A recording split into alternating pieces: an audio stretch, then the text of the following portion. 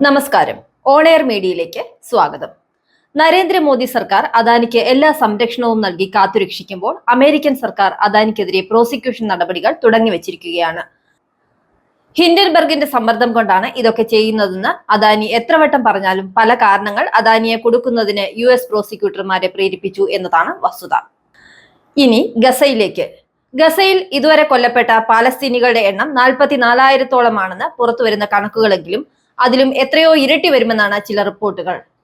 ഗസയിൽ പ്രവർത്തിച്ചിരുന്ന 100ഓളം US ഡോക്ടർമാർ പ്രസിഡന്റ് ജോ ബൈഡന് അയച്ച കത്തിൽ പറയുന്നത് ഒക്ടോബർ വരെ ഗസയിൽ കൊല്ലപ്പെട്ടവരുടെ എണ്ണം 1,18,000-ൽ കൂടുതൽ വരുമെന്നാണ്. UK മെഡിക്കൽ ജേണലായ ലാൻസെറ്റിന്റെ കണക്ക് പ്രകാരം മരണസംഖ്യ 1,80,000-ആണ്.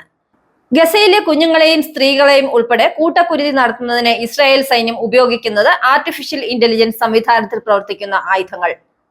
ഈ മാരകായുധങ്ങൾ ഇസ്രായേലിന് നിർമ്മിച്ചു നൽകിയത് മറ്റാരുമല്ല, അദാനി തന്നെ. അതും തികച്ചും രഹസ്യമായി. ഗസയിലെ AI യുദ്ധത്തിൽ ഇന്ത്യൻ കമ്പനിയെ നേരിട്ട് ബന്ധിപ്പിക്കുന്ന ആദ്യ ആയുധമാണ് അർബൽ.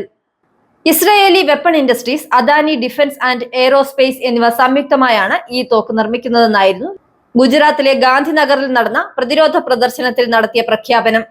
അദാനി ഡിഫൻസ് ആൻഡ് എയ്റോസ്പേസ് കമ്പനിയുമായി ചേർന്ന് നിർമ്മിച്ച ഈ അത്യാധുനിക യന്ത്രത്തോക്കുകൾ സാധാരണ യന്ത്രത്തോക്കുകളെ AI സാങ്കേതിക വിദ്യ ഉപയോഗിച്ച് കില്ലിംഗ് മെഷീനുകളാക്കി മാറ്റിയാണ് സൈന്യം ഉപയോഗിക്കുന്നത്.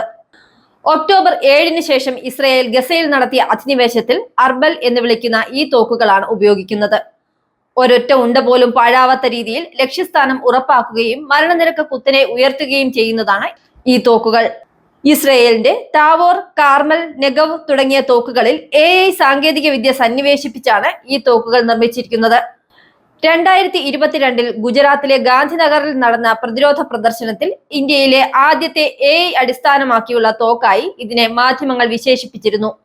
എന്നാൽ 2024 ഏപ്രിലിൽ AWI ഈ തോക്ക് മാധ്യമങ്ങൾക്ക് മുന്നിൽ അവതരിപ്പിച്ചപ്പോൾ അദാനി കമ്പനിയെ കുറിച്ച് പരാമർശിച്ചിരുന്നില്ല. 2023 ഒക്ടോബർ മുതൽ ഇവ ഗസയിൽ ഉപയോഗിക്കുന്നുവെന്ന കാര്യവും കമ്പനി മിണ്ടിയില്ല. പൊതുസമൂഹത്തിൽ നിന്നുള്ള വിമർശനവും ചില രാജ്യങ്ങളുടെ ഭാഗത്തു നിന്നുള്ള നടപടികളും ഭയന്നാവാം അദാനി കമ്പനിയുടെ പേര് മിണ്ടാത്തതെന്നാണ് സംശയിക്കുന്നത്. നേരത്തെ ഇസ്രയേലിലേക്ക് ഡ്രോണുകൾ നൽകിയതിന്റെ പേരിൽ അദാനി കമ്പനിക്കെതിരെ വിമർശനം ഉയർന്നിരുന്നു. ഗസയിലെ കൂട്ടക്കുരുതിയിൽ ഇസ്രായേൽ കമ്പനികൾക്കെതിരെ ചില രാജ്യങ്ങളിൽ നിന്ന് വരാനിടയുള്ള ഉപരോധ നടപടികളെയും അദാനി ഭയക്കുന്നുണ്ടാവണം.